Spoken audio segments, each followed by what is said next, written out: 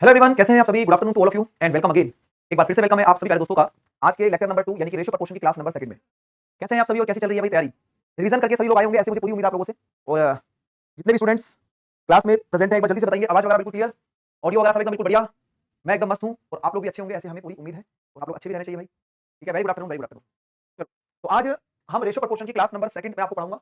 और कल हम लोगों ने रेशियो को समझा था कि रेशियो कैसे बनाते हैं, 4 नंबरों में, 3 नंबरों के अंदर, या अगर कोई क्वेश्चन ऑप्शन से सॉल्व होने की पॉसिबिलिटी रखता है तो हम उसको ऑप्शन से भी सॉल्व कर सकते हैं, है ना। तो ये सब चीजें हमने आपको बताई थी यानी कि लास्ट क्लास के अंदर। ठीक है, तो रेशियो प्रोपोर्शन का कल आप लोगों ने जो बेसिक कांसेप्ट है वो आप लोगों ने पढ़ लिया है।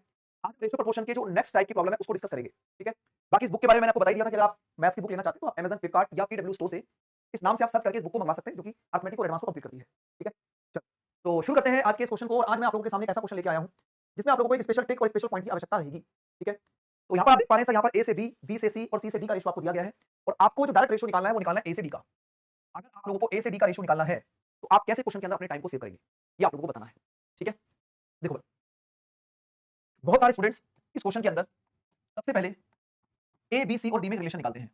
और उसके बाद वो एबीसीडी में रिलेशन निकालने के बाद यहाँ से ए की वैल्यू को उठाएंगे और यहाँ से डी की वैल्यू को उठाएंगे और फिर ए से डी का रेशियो बताएंगे। आपका दिमाग भी उसी तरह चल रहा होगा कि अगर मुझे ए से डी का रेशियो निकालना है तो पहले मैं एबीसीडी का रिलेशन बनाऊं और उसके बाद मैं ए से डी का रेशियो निकालूं। एग्जामिनर भी बहुत चालाक है। एग्जामिनर भी ऐसे क्वेश्चन में आपको ए से बी, बी से सी और सी से डी के रेशियो के बाद ए से डी का रेशियो आपसे पूछ रहा होता है। तो प्यारे दोस्त, आपको करना क्या है, अब बात को बड़े ध्यान से समझो। जब क्या करना पड़ेगा, अगर आपको ए की वैल्यू निकालनी है, अगर आपको ए की वैल्यू निकालनी है या आपको डी की वैल्यू निकालनी है, तो आपको ऐसे क्वेश्चन में क्या करना है, स्टार्टिंग स्टार्टिंग वाली वैल्यू को मल्टीप्लाई करेंगे रेशियो की। यानी कि इसकी स्टार्टिंग वैल्यू है 3, इसकी स्टार्टिंग वैल्यू है 5 और इसकी स्टार्टिंग वैल्यू है 8। अगर आप इन रेशियो की स्टार्टिंग वैल्यू को मल्टीप्लाई करेंगे तो आपको ए का रेशियो मिलेगा। मजेदार कंसेप्ट है, मजा आएगा देखना। और अगर आप पीछे लास्ट वाली वैल्यू को मल्टीप्लाई करेंगे, 4 को मल्टीप्लाई करेंगे 7 से और 7 को मल्टीप्लाई करेंगे 3 से, तो आपको सीधा सीधा डी का रेशियो मिलेगा। बोलो, क्या आपको मेरी बात समझ में आ गई। अगर आप स्टार्टिंग वाली वैल्यू को मल्टीप्लाई करेंगे तो ए का रेशियो, और आप लास्ट वाली वैल्यू को मल्टीप्लाई करेंगे तो डी का रेशियो। तो यही कंसेप्ट आपको पेपर में लगाना है। अब आप देखेंगे इस तरह अगर मैं इसको सोल्व करूंगा तो 4 से काटूंगा इसको 2 पर और 3 से 3 कट जाएगा, तो 5 गुणा में 2 10 और ये बनेगा 7। तो आपके क्वेश्चन का आंसर जो है वो 10:7। Option number C is the right answer. अब आप में से बहुत सारे स्टूडेंट ये भी सोचेंगे सर ये ट्रिक बनी कैसे, कहाँ से आया ये कंसेप्ट, है ना। एक बार एक्सप्लेन करते हैं, आपको और मजा आएगा। आप देखो ध्यान से। जैसे मैंने यहाँ लिखा ए बी सी और डी, तो कल की क्लास में हमने बताया था कि भाई ए और बी का रेशियो 3 और 4 है, सी और डी एब्सेंट है। बी और सी का रेशियो 5 और 7 का है, डी और ए एब्सेंट है। और सी से डी का रेशियो 8 और 3 का है। तो हमारे पास ए और बी एब्सेंट है। अब हम क्या करते हैं, इस वाले नंबर को 4 से फिल करेंगे, इसको भी 4 से फिल करेंगे, इसको फिल करेंगे 7 से, इसको फिल करेंगे 8 से, इसको फिल करेंगे 8 से और इसको फिल करेंगे 5 से। अब मेरे प्यारे दोस्तों बड़े ध्यान से इस बात को समझना। देखो, आपने देखा कि सर जो ए के नीचे वैल्यू आ रही है वो आपके पास क्या आ रही है, ये रही। और जो डी के नीचे वैल्यू आ रही है वो क्या आ रही है, आपके पास ये आ रही है। आप इस चीज को ध्यान से ऑब्जर्व करें कि ए की वैल्यू निकालने के लिए 3 को गुणा करना होगा 5 से, 5 को गुणा करना होगा 8 से। तो मैंने यही तो बताया आपको, 3 को गुणा करना होगा 5 से और 5 को गुणा करना होगा 8 से, आपको ए का रेशियो मिलेगा। और अगर मैं डी की बात करता हूं तो सर 4 को गुणा करना होगा 7 से, 7 को गुणा करना होगा 3 से। तो आपने देखा सर लास्ट वाली वैल्यू को 4 को गुणा करना होगा 7 से और 7 को गुणा करना होगा 3 से, तो आपको डी का रेशियो मिल रहा है। मुझे लग रहा है कि आपको ये बात समझ में आ गई होगी कि अच्छा ऐसे कंसेप्ट बना है। लेकिन आपको पेपर में वही करना है जो मैंने आपको पहले बताया था, है ना। स्टार्टिंग वाली वैल्यू को मल्टीप्लाई करो, ए का रेशियो, लास्ट वाली वैल्यू को मल्टीप्लाई करो, डी का रेशियो। बोलो, मजा आ गया, एकदम क्लियर, चकाचक, जबरदस्त। ठीक है, तो बड़े ध्यान से चीजों को समझो और बातें कम और दिमाग ज्यादा चलाओ। ठीक है, अगर पढ़ाई पे ध्यान रखोगे तो एक एक चीजें क्लास में उड़ा दूंगा। ठीक है भाई, चलो अगले क्वेश्चन का आंसर मुझे बताइए, फटाफट से बताओ। दो शाबाश, है ना। अब आपको बताना है 2a रेशियो 3d। बताओ भाई, 2a रेशियो 3d की वैल्यू क्या बनेगी। एक बच्चा आग लगा दी सब्जी, अरे भाई मैं आग नहीं लगा रहा मैं आपको बेहतरीन समझाने की कोशिश कर रहा हूँ। ठीक है, चलो बताइए ए से डी का रेशियो। अब आपको पता है कि सर ए से डी का रेशियो निकालने का तरीका क्या है। 10 से 15 सेकंड के अंदर आप क्वेश्चन के आंसर को आराम से निकाल देंगे, है ना?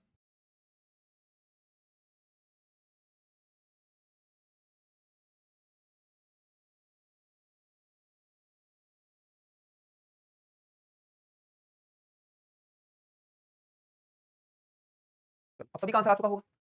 अभी हमने बताया कि सर अगर स्टार्टिंग वैल्यू को मल्टीप्लाई करेंगे तो ए का रेशियो आएगा। तो यहाँ 2 लिखा हुआ है, 2 का 2 लिखो। तो यहाँ पर 3 को मल्टीप्लाई किया 7 से और 7 को मल्टीप्लाई किया 2 से, तो ये ए का रेशियो आ गया।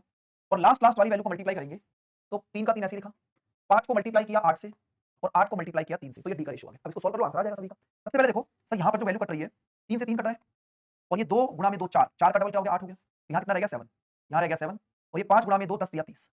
तो आपके क्वेश्चन का आंसर 7:30 आ गया। 7:30 इसका राइट आंसर है। ठीक है, क्लियर। अभी छोटी सी कैलकुलेशन करते हुए आप क्वेश्चन के आंसर को आराम से लगा सकते हैं।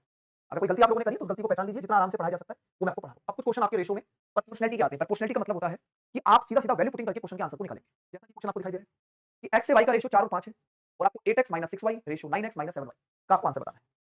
बोलो,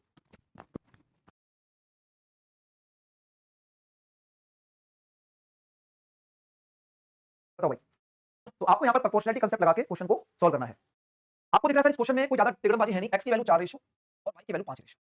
तो आप x की जगह 4 रख दीजिए, y की जगह 5, x की जगह 4 और y की जगह 5। तो 8 गुणा में 4 कितना हो जाएगा 32 और 6 पंजे 30, ठीक है रेशो। 9 गुणा में 4 36 और 7 पंजे 35। तो 32 में से 30 जाएगा 2 रेशो आएगा और 36 में से 35 जाएगा 1 रेशो आएगा। राइट आंसर बनेगा 2:1। वेरी वेरी इजी क्वेश्चन, ठीक है। इसको बोलते हैं प्रोपोर्शनलिटी कांसेप्ट। अच्छा कई बार हमें चीजें बनी बनाई मिलती है, जैसे आपको दिख रहा है x की वैल्यू 4 और y की वैल्यू 5, कई बार हमें वैल्यूज जो होंगी वो बनी बनाई मिलेगी, मतलब उसमें हमें कुछ एक्स्ट्रा करने की आवश्यकता नहीं है। तो इसका आंसर आप सभी लोगों को आ भी गया होगा, जिनका नहीं आया होगा उनको समझ में भी आ गया। अब अगला क्वेश्चन जो है वो डेसिमल में है। b बटे a की वैल्यू 0.7 है, b बटे a की वैल्यू 0.7 है। आपको a माइनस b और a प्लस b प्लस में 11 बटे 34 का नंबर निकालना है, ठीक है। चलो चलो करो फटाफट से।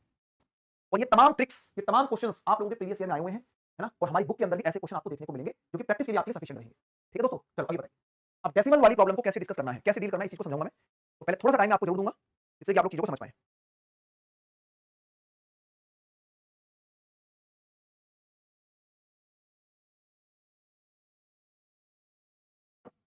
देखो सबसे पहले यहाँ पर एक बात समझेंगे हम लोग। जब भी कोई क्वेश्चन आपको डेसिमल में यानी कि दशमलव में आए, अगर कोई क्वेश्चन डेसिमल में आ रहा है या दशमलव में आ रहा है, तो आप उसमें क्या करेंगे, पॉइंट को हटा दो। जब पॉइंट हटाओगे तो नीचे 10 आ जाएगा, और जैसे आपने पॉइंट हटाया तो नीचे आपको 10 मिला, ठीक है। जैसे आपने पॉइंट हटाया तो आपको 10 मिला नीचे। तो बी की वैल्यू कितनी आ गई 7 और ए की वैल्यू कितनी आ गई 10। तो आपने बोला ए की वैल्यू 10 है और बी की वैल्यू 7 है, ए की वैल्यू 10 है और बी की वैल्यू 7 है, तो ये कितना बनेगा ऊपर 3, 3/17 और ये बनेगा 11/34। अब इसका जब एलसीएम लेंगे तो एलसीएम बनेगा 34। 17 दूनी 34, 2 और 2 3 6 प्लस 11, तो ये 17/34 आ गया। और 17/34 का मतलब 1/2 और 1/2 का मतलब 0.5। तो मैं इस क्वेश्चन को इसलिए आपको करा रहा हूं कि अगर कोई क्वेश्चन आपको डेसिमल में दिखे, दशमलव में दिखे, तो ऐसा मत करना कि आप उसको डेसिमल की फॉर्म में रख रहे हो। आप डेसिमल में मत रखो, उस डेसिमल को यानी दशमलव को हटा के आप नीचे 10 रख दीजिए और उसके बाद क्वेश्चन को आराम से नंबरों पे सॉल्व करिए, ठीक है। क्या आप सभी को बात समझ में आ गई? तो जो जो पॉइंट्स आपको बता रहा हूं इसको बड़े ध्यान से आपको समझना है, ठीक है। चलो आई होप आप लोगों को क्लियर हो चुका होगा। ये देखो ये सारे क्वेश्चन प्रोपोर्शनलिटी वाले हैं। एक बार जल्दी जल्दी क्वेश्चन को तेजी से उड़ाते चलते ताकि हर एक बच्चे को जिसका बिल्कुल मैथ्स वीक है उसको भी समझ में आ सके, और जिनका मैथ्स अच्छा है वो धीरे धीरे करके क्वेश्चन को कवर करता चले, तेजी तेजी से कवर करता चले। इसलिए हर एक लेक्चर के अच्छे खासे लेक्चर्स मैंने हर एक चैप्टर के रखे हुए हैं, बिल्कुल भी जल्दबाजी नहीं करनी है, आराम से पढ़ना है। अभी ऐसा तो है नहीं कि एग्जाम मेरे अगले महीने ही है, अभी मेरे पास टाइम है, मैं आराम से पढ़ाऊंगा आपको, ठीक है। बताइए वैल्यू 1, तो यहाँ पर 3 का क्यूब माइनस 1 का क्यूब, और ये डिवाइड में 3 का क्यूब प्लस 1 का क्यूब। 27 में से 1 जाएगा 26 और 27 प्लस 1 28, 2 से काटोगे तो 13/14। राइट आंसर बनेगा A option, this is the correct answer, A will be the right answer, ठीक है।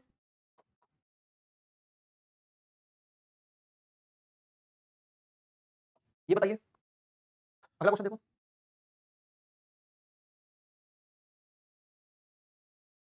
पोल नहीं लगाऊंगा भाई, पोल नहीं लगाऊंगा, पोल के लिए कोई यहाँ पर अभी नहीं है। पोल हम तब लगाएंगे जब आपको मैं प्रैक्टिस कराऊंगा, अभी मैं आपको चीज समझा रहा हूँ। जब चीजें समझाते हैं तो पोल की आवश्यकता नहीं होती, ठीक है। आप खुद से क्वेश्चन को सॉल्व कर पा रहे हैं, वही आपका इनर सेटिस्फेक्शन है। आपको खुद से सेटिस्फाई होना चाहिए, हल्ला मचा के तैयारी मत करो।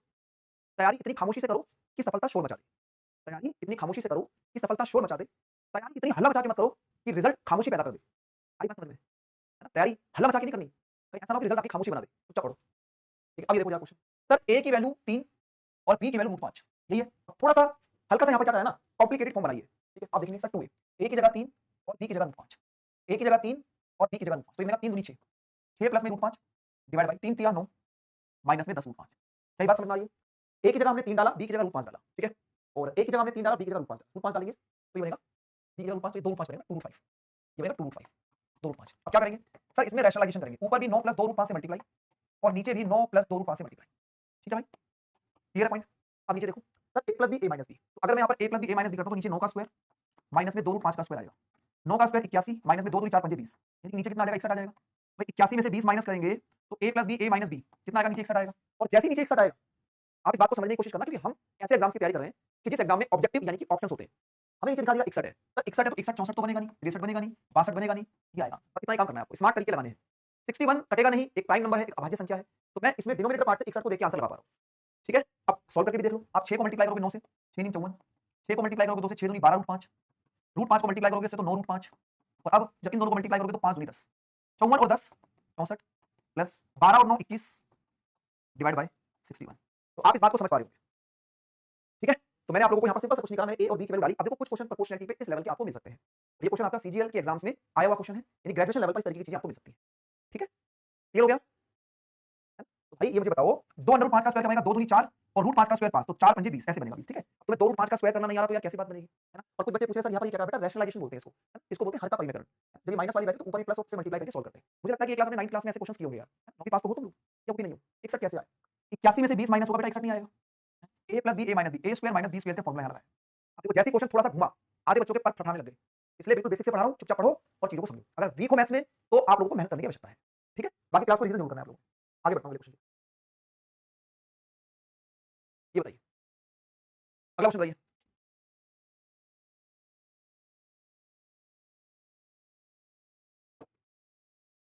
करो भाई। अगर तुम्हें रैशनलाइजेशन नहीं आता है, आपको परिमेयकरण करना नहीं आता तो बेटा सरकारी नौकरी कैसे लगेगी है? कैसे बात करोगे बताओ? हम तो रियलिटी की बात करते हैं। एक पूछ रहा है रैशनलाइजेशन क्यों किया? एक बच्चा पूछ रहा है बहुत प्यार से, सर रैशनलाइजेशन क्यों किया? भाई मेरी बुद्धि खराब है पता तुम्हें, मेरा दिमाग खराब है इसलिए मैंने रैशनलाइजेशन किया। ऐसी कैसी बातें तुम पूछते हो भाई, सॉल्व करने के लिए रैशनलाइजेशन किया। रैशनलाइजेशन क्यों किया? तुम सरकारी नौकरी की तैयारी क्यों कर रहे हो? अगर मान लो तुमसे ये पूछने लग जाऊं तो तुम्हें कितना बुरा लगेगा ना। अगर मैं तुमसे पूछूं तुम सरकारी नौकरी की तैयारी क्यों कर रहे हो तो तुम्हें बहुत बुरा लगेगा, सर बेरोजगार हूं, ऐसा क्यों बोल रहे हो, ये तो मेरा परम सिद्ध अधिकार है, मैं सरकारी नौकरी की तैयारी करूंगा। रैशनलाइजेशन क्यों किया? कमाल की बात कर रहे हो यार। अबे सॉल्व नहीं करूंगा उसको। रैशनलाइजेशन क्यों किया? तुम्हारी हिम्मत कैसी हुई रैशनलाइजेशन करने की? मैंने पहले बोला मेरे से पंगा मत लेना, मैं जितने प्यार से पढ़ाता हूं उतने प्यार से लपेट भी देता हूं बहुत बढ़िया तरीके से। जितने प्यार से जब मैं क्वेश्चन का सॉल्यूशन कराऊंगा ना उतने ही प्यार से मैं लपेट भी दूंगा, ये ध्यान रखना। करो। आपको क्वेश्चन में दिख रहा है 10 A Q plus 4 B Q divide by 11 A Q minus 15 B Q बराबर 7/5। और आपको आंसर निकालना है 3a plus 5b ratio 9a minus 2b। तो मेरे प्यारे दोस्तों, जब तक आप a और b का रेशियो नहीं निकाल लेते, जब तक आप a और b का रेशियो नहीं निकाल लेते, तब तक आप इस वाली इक्वेशन का आंसर नहीं निकाल पाएंगे।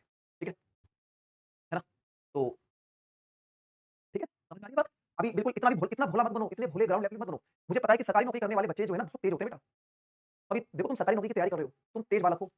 देखो आधे लोग तो अभी भटक ही रहे हैं, उनको पता ही है कि सरकारी नौकरी की क्या अहमियत है। तो तुम तेज तो हो लेकिन मेरे सामने भोलापन मत दिखाओ। ठीक है, अभी देखो देखो हम क्या करेंगे, क्रॉस मल्टीप्लाई करेंगे, कैंची गुणा। क्रॉस मल्टीप्लाई करोगे 10 पंजे 50। ठीक है, 5 गुणा में 4 20 बराबर 11 गुणा में 7 77 और 15 सत्ते 105। क्लियर है? अब ए को एक की तरफ ले जाओ, जैसे मान लो 50 को इधर ले जाओगे तो कितना बचेगा? 27 ए क्यू। समझ में आ गया ना भाई? 50 उधर माइनस हो जाएगा, 27 बचेगा। और 105 जब इधर आएगा तो प्लस का हो जाएगा, तो ये बनेगा 125 डी क्यू। तो यहाँ हो जाएगा 125 बटे में 27 और यहाँ बनेगा ए क्यू बटे में बी क्यू। तो ये 5 का क्यूब है और ये 3 का क्यूब है, तो यहाँ से मतलब 5/3। तो ए और बी का जो रेशो है वो 5/3 आ रहा है। ए और बी की वैल्यू कितनी आ रही है? 5:3। आपकी जिंदगी का मकसद था यही, आपका यही मकसद था कि आप ए और बी की वैल्यू को निकालें। ठीक है, अब देखो ए की वैल्यू 5, बी की वैल्यू 3। ए की वैल्यू 5 और बी की वैल्यू 3। 5 तिया 15 प्लस 15 तो ये हो जाएगा 30। 9 पंजे 45 और 3 दूनी 6 तो ये बनेगा 39। 3 से काटोगे, बोलो भाई प्रोपोर्शनलिटी वाले क्वेश्चंस, हर प्रकार के क्वेश्चन करा रहा हूं, कर लोगे? प्रोपोर्शनलिटी वाले क्वेश्चंस कर लोगे ना आराम से? बोलो भाई। एक एक स्टेप इसलिए लिखता हूं ताकि हर एक बच्चा जब चीजों को रिवाइज करे तो समझ पाए। जितनी आपकी कैलकुलेशन अच्छी होगी उतना आप तेजी से काम कर पाओगे। ठीक है? अच्छा मैं आपको एक चीज बताता हूं, देखो never estimate the power of your teacher. आप अपने टीचर की पावर को एस्टिमेट कोशिश मत करना। मैं आपको एक तरीका समझाता हूं, आपको अगर वो समझ में आए तो बहुत अच्छी बात है, नहीं आए तो सॉल्यूशन मैंने आपके सामने रखा। अब देखो भाई मेरा तरीका क्या है, देखो मैं जब मेंस लेवल पे बच्चों को पढ़ाता हूं, जब वो मेंस की तैयारी करते हैं, या अगर आप मेरे से कोऑपरेट करोगे, आप मेरे साथ कदम से कदम मिला के चलोगे, तो मैं आपको खिलाड़ी कैसे बनाऊंगा ध्यान से देखो कैसे। 10 पंजे 50, देखो 10 पंजे 50 और 11 सत्ते 77। 7 को मल्टीप्लाई करेंगे 11 से 77 आएगा, 10 पंजे 50। 77 और 50 में जो अंतर है वो है 27 का, तो आ जाएगा 27 ए क्यू बराबर 4 पंजे 20 और 15 सत्ते 105। अब ये माइनस का 105 है, माइनस का 105 और 20 125। ठीक है, तो ये स्टेप जो बनाया है वो ये रहा। ठीक है जी, क्लियर है? समझ में आई बात? है भाई? 10 पंजे 50 और 11 सत्ते 77। 77 और 50 में 27 का अंतर है। 4 पंजे 20 और ये 105, तो ये माइनस का 105 है। 105 में 20 ऐड करोगे 125 आ जाएगा। ऐसे काम करना है। ठीक है, ये तो मैंने उनको बताया जो बिल्कुल धरती से जुड़े हुए हैं, जिनका जन्म अभी अभी हुआ है, जिन बच्चों को ऐसा लगता है कि गणित में पहली बार आए हैं, तो उनके लिए मैंने क्रॉस मल्टीप्लाई करके कैंची गुणा करके अलग अलग से पढ़ाया है। और जैसे आप इस चीज को समझेंगे आप 3 और 5 बता सकते हो। 27 मतलब 3 और 125 मतलब 5। ठीक है जी, आगे बढ़ते हैं भाई, अगले क्वेश्चन की तरफ चलते हैं। देखो जो जो चीजें मैंने आपको पढ़ाई हुई है ना सब आपको सामने रिप्रेजेंट है। बताओ भाई क्या आंसर बनेगा, तेजी से बताइए। चलो करो करो।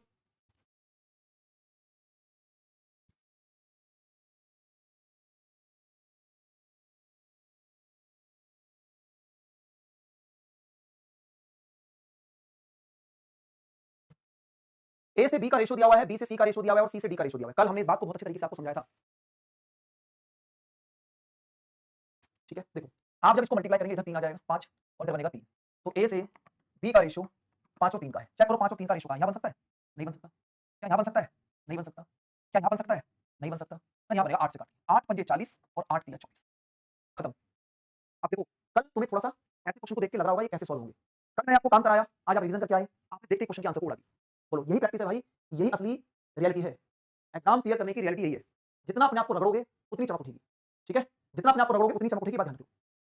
अब आगे देखो, जैसे मान लो आप इसको सॉल्व करते हो तो इसको क्रॉस मल्टीप्लाई करोगे तो बी से सी का रेशियो 8:7 आ जाएगा। अब देखो अगर आप 24 और 21 को उठाते हैं, अगर आप 24 और 21 को उठाते हैं 3 से काट के, तो 3 8 24 और 3 7 21 आ रहा है कि नहीं आ रहा 8 7 का रेशियो? ठीक है जी, ठीक है, आई होप समझ में आ गया होगा, क्योंकि जो मैंने पढ़ा दिया है ना उसमें कोई दिक्कत नहीं। लुक्का छुपी याद आ रही है? लुक्का छुपी बहुत हुई सामने आ जाना, याद करो कल बताया था मैंने लुक्का छुपी मेथड क्या होता है। ये सारी चीजें ना आप देखना काम आएंगी बिल्कुल, एक एक चीजें कनेक्ट होंगी, जो बच्चा स्टार्टिंग से लेकर एंड तक हमारी क्लास को देखेगा ये सारी चीजें आपको कनेक्ट होंगी आगे की तरफ। बताइए बराबर से एबीसी का रेशियो बताइए मेरे प्यारे भाई, ए बी और सी, उड़ाइए उड़ाओ तेजी से, बराबर से बोलो, बराबर से बोलो।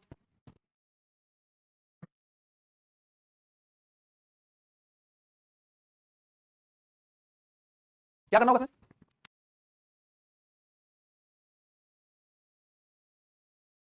भाई क्या करना पड़ेगा, एबीसी का रेशियो निकालना है आपको। एबीसी का रेशियो कैसे निकालोगे? आपको पता है सर, यहां से अगर मैं इन दोनों को देखता हूं तो ए बटे बी की वैल्यू क्वेश्चन में 4 बटे 3 यानी 4 और 3 का रेशियो आना चाहिए।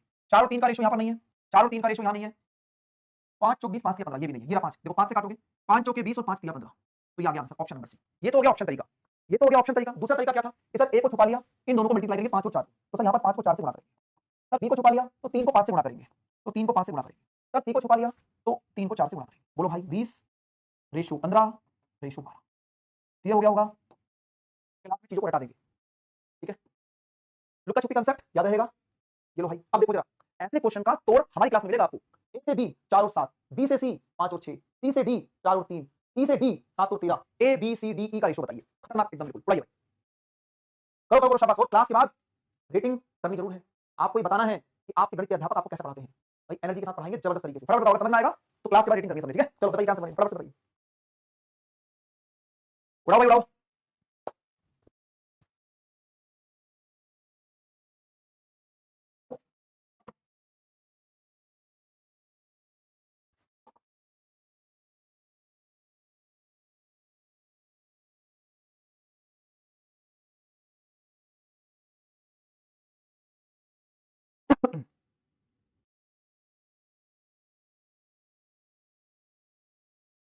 आ गया सर?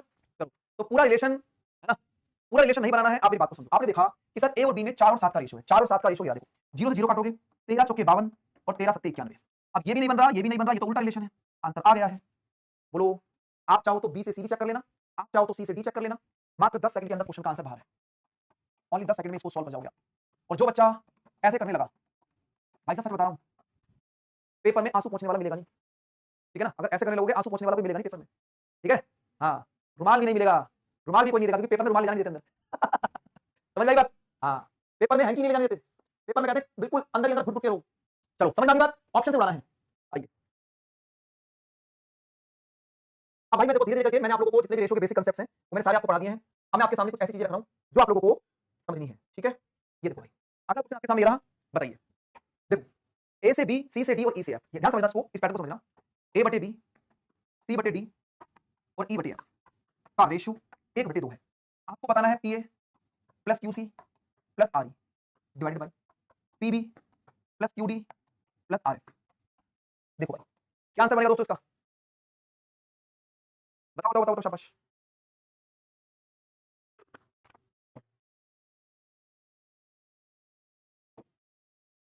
देखो इसमें ना नजरों का खेल है, क्वेश्चन के अंदर क्या है, ऑब्जर्वेशन का गेम है। ऑब्जर्वेशन का गेम कैसे है दोस्तों, आपको दिखा है ए बटे बी, सी बटे डी और ई बटे F, A by B, C by D और ई बाई एफ। क्या आपको यहां पर दिखा है A by B, C by D और ई बाई एफ? ये कांस्टेंट दिखा है कि नहीं दिख रहा? आपको लगे बिल्कुल दिख रहा है सर। साथ साथ आप बात करेंगे सर यहां भी पी है, यहां भी पी है, इधर क्यों, यहां भी क्यों, इधर आर इधर दिया, यानी कि ये तो सेम है ना, पी क्यू आर कांस्टेंट हो गए। A by B, C by D, E by F का रेशियो कितना है, 1/2। तो क्या हमारे क्वेश्चन का आंसर 1/2 तो होना चाहिए? वैसे तो बहुत सारे बच्चों ने इस क्वेश्चन के आंसर को लगा दिया है, लेकिन फिर भी जिनको ये बात नहीं समझ में आ रही थी उनको एक्सप्लेन करके मैंने यहां लिख दिया है। बताइए क्लियर हुआ? ठीक है ना। तो ये अंडरस्टैंडिंग रखनी है, सारी चीजें रिवाइज करके रखनी है, मतलब मेरी तरफ से कोई ऐसी चीज ना रहे जो एग्जाम में आपको अगर आ जाए तो आपको ना पता लगे, मेरा यही टारगेट है। अभी तो देखो P by Q, R by S और टी बाई यू की वैल्यू क्वेश्चन में 5/2 है। आपको बताना है A P Q minus B R Q plus C T Q divide by A Q Q minus B S Q plus C U Q. बताइए अब क्या आंसर बनेगा, ध्यान से करो। साइन से कोई फर्क नहीं पड़ेगा भाई, ये बच्चा पूछा एडिशन भी तो लिखा हुआ है, साइन से कोई फर्क नहीं पड़ेगा, ठीक है। अब देखो क्या करते हैं बच्चे, बात तो समझो। Sir P by Q, R by S और टी बाई यू, ये मैंने 5/2 है। ए को ए कंपेयर, बी को बी कंपेयर, सी को सी कंपेयर। लेकिन अब एक बात को समझो ध्यान से, सर यहाँ पर पी बटे क्यू है, आर बटे एस है, टी बटे यू है। यहाँ पर पी की पावर 3 और क्यू की पावर 3 है, आर की पावर 3 और एस की पावर 3 है, टी की पावर 3 और यू की पावर 3 है। अगर यहाँ पर पावर 3 है और यहाँ पर पावर 1 ही थी तो ये पावर 1 है तो 5 बटे 2 है। बेटा पावर 3 होगी तो 5 बटे 2 का क्यूब तो करना होगा। इसका मतलब पावर को देखना है, पावर को देखना है। जितनी पावर उतना ही रिजल्ट। ठीक है, याद रहेगा पॉइंट, पावर को देखना है, जितनी पावर उतना ही रिजल्ट। ठीक है भाई, तो यहां पर पावर 3 थी इसलिए 5 बटे 2 का क्यूब होगा, 125 बटे 8 होगा, 15 8 120 और 6.25। आई होप आपको बात समझ में आ गई होगी। माइनस प्लस से कोई फर्क नहीं पड़ेगा भाई, बैलेंस है। आपका नाम क्या, काल सिंह। काल सिंह देखो यहाँ पर ए प्लस है, ये भी प्लस है, ये माइनस तो ये भी माइनस, ये प्लस तो ये प्लस, ये बैलेंस है, ये बैलेंसिंग कंडीशन है भाई। ठीक है, पिछले क्वेश्चन में आपने देखा कि सर ये पावर यहाँ भी बनती, यहाँ भी बनती, यहाँ भी बनती, यहाँ भी बने, यहाँ भी बने, यहाँ भी बने, इसलिए सेम रहा। अब क्लियर हो गया। अगर पावर 2 होती, अगर मान लो यहाँ पर पावर 2 होती तो 5 बटे 2 का स्क्वायर करते, पावर अगर सेम होती तो आप पावर को सेम रखते। अब छाती फाड़ के दिखा नहीं सकता कि हनुमान हूं मैं, जय श्री राम लिखा हुआ है, सर 8 कहां से आया, इसको कैमरे से बाहर निकालो भाई बच्चे को। एक उसका नाम है, नाम क्या लिखा, नाम जानकर करेगा। ए बेटे नाम तो बड़ा खतरनाक, इतना दिमाग अगर पढ़ाने में लगा लेता कि नाम कैसे रखना। आईडी का नाम देखो, नाम जानकर करेगा, नाम जान के क्या करेगा, नाम जान के ये करेगा। बेटा 2 का क्यूब 8 होता है, नाम जान के क्या करेगा। और ये नहीं पता कि 5 बटे 2 का मतलब 125 बटे 8 होगा। समझ में आ गई बात, 2 का क्यूब 8 है भाई। आ जाओ आगे बढ़ते हैं। अब एक चीज समझना, what is the compound ratio, what is the मिश्रित अनुपात। कंपाउंड रेशियो क्या होता है, मिश्रित अनुपात क्या होता है। ठीक है, कंपाउंड रेशियो क्या होता है, मिश्रित रेशियो क्या होता है, आपको समझाना। क्योंकि कई बार एग्जाम में लैंग्वेज लिखी हुई आती है, और जब लैंग्वेज लिखी हुई आएगी, भाषा लिखी हुई आएगी, तो बहुत सारे बच्चे इस बात को समझ नहीं पाते कि कंपाउंड रेशियो का मतलब क्या होता है।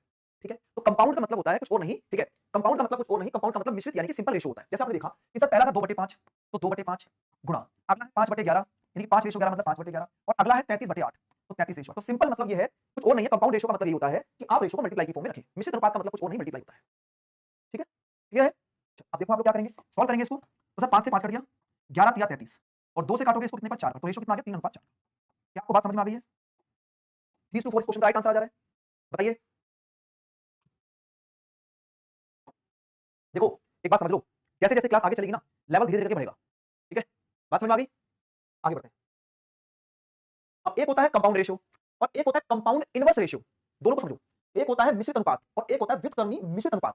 अब इसका आंसर देखते हैं कितने बच्चे सही बताएंगे। ध्यान से करना भाई, चारों ऑप्शंस बड़े क्लोज है। 1:xyz, xyz रेशियो 1, x के साथ yz और 1:1। बताइए क्या समझ, करो भाई। Compound inverse ratio,